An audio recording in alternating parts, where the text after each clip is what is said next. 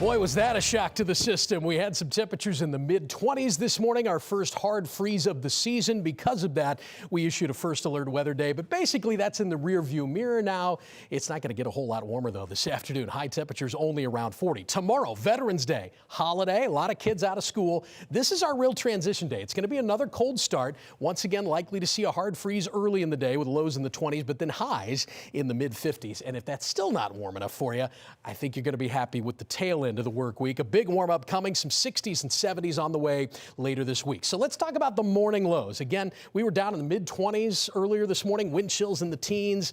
Not nearly as windy overnight tonight or early tomorrow, but still a cold start to the Veterans Day holiday at 27. Wednesday's low at 40, Thursday somewhere in a similar range, and then by Friday, you're really noticing a difference with a morning low of about 50. Now let's flip that and show you the afternoon highs. Again, still very chilly today with a high of only 40. 56 for the afternoon, though, on Veterans Day. I know there's some local parades and some celebration services planned. I think those will be okay. Just make sure you have the jacket or the coat. And then we're talking about much more mild weather. Mid-60s Wednesday and Thursday, 70s coming our way on Friday. Right now, the only chance of precipitation, other than some flurries around early this morning, comes on Sunday. This is the second half of the weekend. After midnight Saturday night, we're looking at a pretty good chance right now at about 60%. Some of the models try to bring this in a little earlier, like Saturday evening, Saturday night.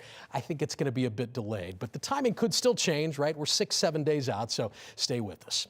Let's talk about the temperatures and the winds today. The winds are formidable. Northwest at 12 to 17 miles per hour, gusts up to about 25. So you'll notice even around lunchtime with a temperature above freezing, the wind chill is still in the upper 20s. In fact, with a high of 40 today and a ton of sunshine, it never really does feel much more than a degree or two above the freezing mark. And 6 p.m. tonight, not much of a wind left at that point, but wind chill's still down in the 20s. So we talked about this warming trend from Tuesday all the way through Thursday, which continues, right? Friday and Saturday. These are some gold star days here for mid-November.